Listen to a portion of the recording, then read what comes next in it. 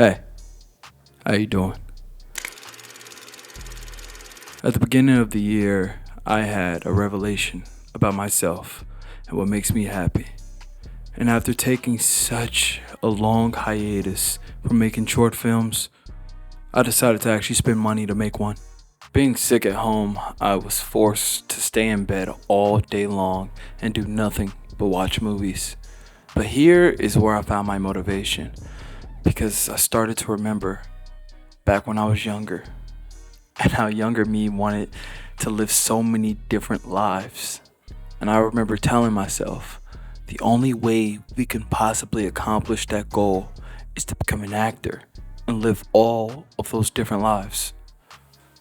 But growing up, I was afraid to jump off the deep end and fully commit because I really wanted to find stability in my life rather than happiness. And each day I would try to find comfort and ease in knowing that I may have not been built for that dream until I grew older and the urge kicked in. From there, I started to make all kinds of videos where I would wear every single hat imaginable, from director to actor to editor, which I'm not very good at. And in most cases, I would have to enlist the help of friends very close to me. And although I was creating, the urge wasn't satisfied. And I wasn't fulfilled either, which led to the failed comic, in which I voiced a lot of these concerns right before going on hiatus. But that week, being sick, watching all of the movies that I love, reawakened the urge. To feed the urge, I started to make Batman villain shorts, monologues with varying degrees of success. But the urge wasn't satisfied yet. And from there, I did what any other failed thespian would do. I turned to Shakespeare. And there is where I found something. Macbeth, the tale of the Scottish king that usurped the throne to accumulate the life of riches that was promised upon him. A man who is solely motivated by the urge. Sound familiar? But it was in no way feasible, nor possible, nor original for that matter, to do the normal Macbeth. No.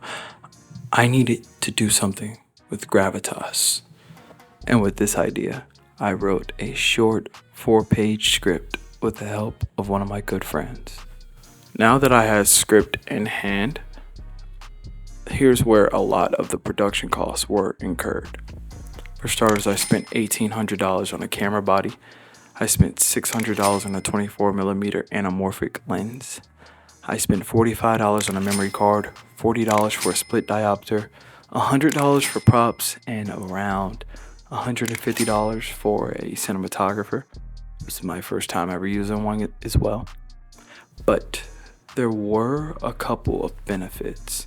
For starters, since I did buy a new camera, I could sell my old camera, and from there I was able to get back $770, while also my job did reimburse me $1,000 for buying a new camera. Don't ask questions. Thankfully, 2 of my friends volunteered to act in a project. Now, one of the only issues we incurred during production was that we only had 4 hours to film everything due to the price of the location. We spent $400 for 4 hours at the location. For the editing process specifically, I knew for a fact that I would not want to edit the entire thing myself because editing was not my strong suit. So I had to find someone, and after a long time of searching for someone who would take nice care of my project, my heart's desire, I was able to find an editor on Fiverr for $200. and he was able to edit the entire project for me. But that's not the only thing that I pay for in post-production. One of my friends is a producer slash rapper, and he provided me with this beat right here. And with this beat, I paid someone on Fiverr to turn it into this. Go stream his music, by the way. And once the final result was produced, I thought the urge would be gone. Not only is the urge still here, but after pouring so much money into that project, the urge ballooned. It got bigger and bigger and bigger, and at this point it has consumed me entirely. I think the point that I'm trying to make here is that you just cannot sit around all day with plans for your future, ideas in your head, and desires for fulfillment and not act upon it. There is only so many YouTube videos or tutorials that you can watch about cinematic this, cinematic that, what filmmakers should do, and yada yada yada. You have to get up. You have to go create for yourself. That $3,000 price tag that I put on my movie was nothing but an avenue to gain more experience in doing what I love and being able to learn certain things like, one, you cannot do everything yourself. Making a movie is a team effort, and your goal as a director is to align as many people as possible that can help make your vision come to life. 2, you have to make your own luck in this life. No one is going to be walking up to your door in the next 24 hours trying to give you $1 million. No, you need to do everything in your own power to prepare yourself for the days of your future.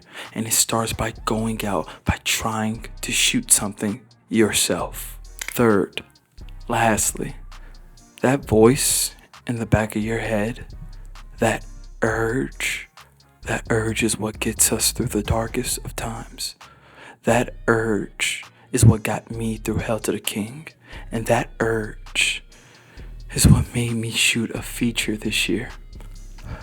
It's called No Good Deed. Whew. I know I just said a mouthful, and I hope that YouTube's algorithm loves me for it. But No Good Deed will be releasing in spring, maybe summer of 2024. But until then, you can watch Hail to the King right here. And right here, you can watch an assortment of different videos made in the past. Is still here. I hope you enjoy.